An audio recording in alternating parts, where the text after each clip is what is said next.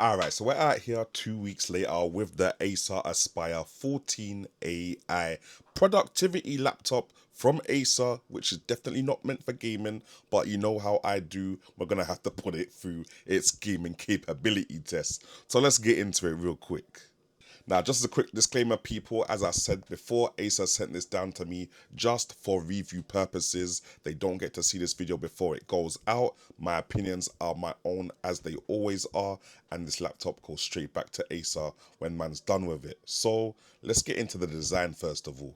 Now, in terms of the design, I'm looking at it right now. I'm not gonna lie, it's not really impressing me. It's not like it's bad, but it's just giving regular laptop, which is exactly what they're marketing it to be, kind of thing. Like, obviously, you got the silver chassis. It feels kind of plastic in construction, kind of thing. Doesn't feel weak or flimsy, but yeah, if you told me that you was getting a bog standard laptop and this came, I'd be like, yeah, you got it, nail on the head, box standard laptop. We got it on lock, kind of thing. It just looks as it should do in terms of excitement. Very plain, very blend in, and you wouldn't be embarrassed to take it out at work because it doesn't have any fancy RGB or any of that kind of stuff on it. Now, in terms of ports on the left-hand side, we got HDMI, USB 3.2 Gen 2, and we got two Thunderbolt, no, I lied. We got two USB 4 rated USB-C ports on there to plug in your power and also connect to different displays and them kind of thing there. Now, on the right hand side of the laptop, you've got USB A 3.2 Gen 2 again. You've got a 3.5mm. You've also got a micro SD card reader slot, and you've got two little indication lights to let you know when the laptop is alive. Now, moving on to the keyboard and trackpad, my model right here, I don't know if it's because it's been through quite a lot of reviewers at this point in time, but the trackpad is kind of weirdly sticky. Kind of like you click it down, it's got two levels of clicking, kind of like a camera trigger where you press it halfway to focus and you press it all the way down to take a picture. That's what's going on with the trackpad at the moment.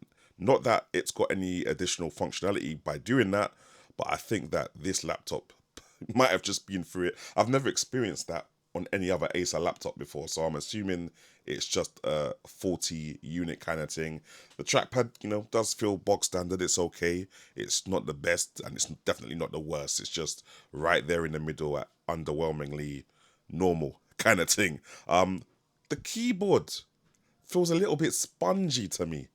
Like, I don't know if it's because I'm coming from like a mechanical keyboard to typing on the laptop kind of thing, but it just, again, nothing wrong with it. It just didn't feel upmarket, which obviously it isn't. But it just felt a little bit budget, a little bit spongy. The keys are not giving me that satisfying click sound to know that they're actuated. The travel isn't too deep either. Yeah, it's okay. You can get things done on it.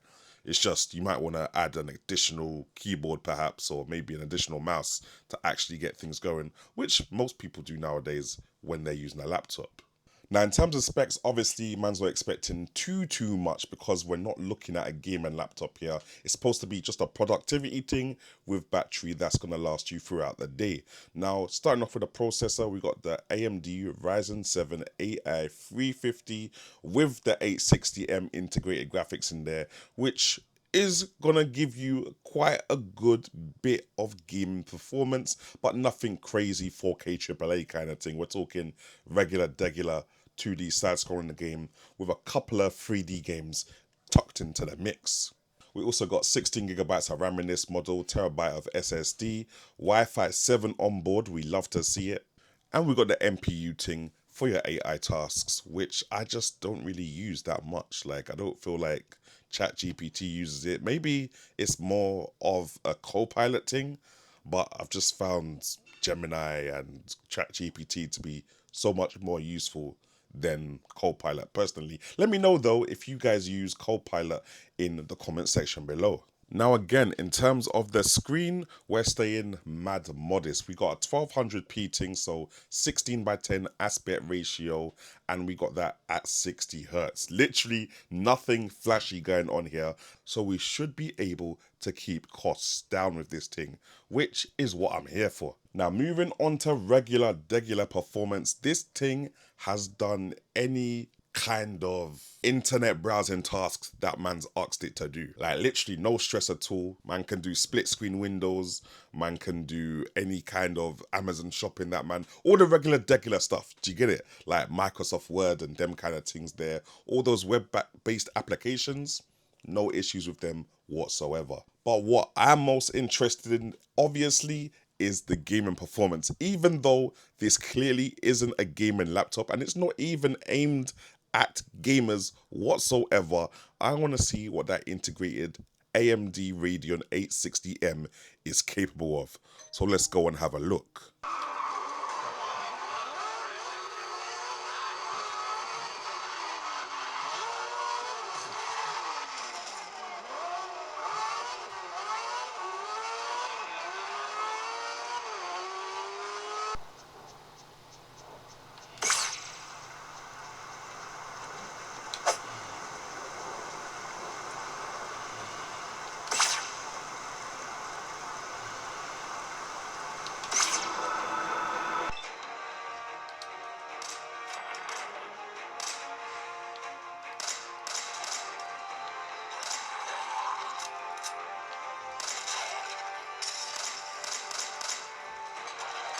Almost forgot to show you guys the video quality of the web camera built in to the Acer Aspire 14 AI. This is also what the built-in microphone sounds like.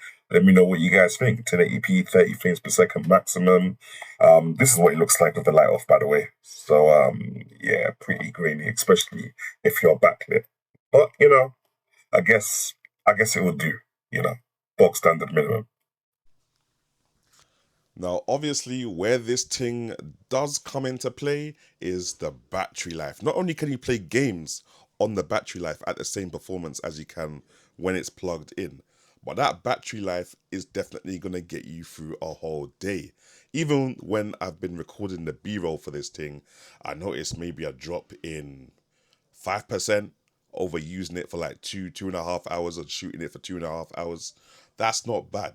Like even when playing video games on this thing, depending on obviously how demanding the game is, you can actually play for quite a while, maybe 2 to 3 hours before this thing runs out of battery. And again, I say, depending on how strenuous the game is. If you're doing a little 2D side scroller, you're pretty much good to go and get up to maybe 4+ hours on it. But if you're playing something super heavy, like I don't know, Overwatch maybe, or maybe Marvel Rivals or Call of Duty, them kind of things there, yeah, it's gonna obviously not last as long as you want it to. But in terms of doing like normal tasks, web browsing, word processing, Microsoft Office tools and them kind of things there, this battery will definitely get you through a whole day comfortably without being plugged in. Now, who's this laptop for? I'd say students, young children, anyone where their parents probably wants to get them a laptop without spending like their whole life savings on a laptop kind of thing, and something that they could also play games on. Like obviously, as I said before, it's got enough power for the kids them to be doing their Roblox on there. You can play a couple of 2D side-scrolling indie games on there as well. You've even got enough power in there to do a little bit of small content creation. Maybe you want to do some reels for Instagram or TikTok, that kind of stuff there. Anything like below 4K, you're pretty much good to get a quick, nice and easy editing workflow. Anything above 4K, you're going to have to wait for the files to render a bit, or make proxies so that the computer can get through those files a lot easier. But to be honest, it's a nice, decent, all-round productivity laptop with a little bit of an extra oomph in there thanks to that iGPU 860M, which will help you bang out some games if you're really feeling to. But let me know what you guys think in the comment section below, and if this video has been any use to you guys at all, make sure you like, comment and subscribe to make sure you're in for the next thing.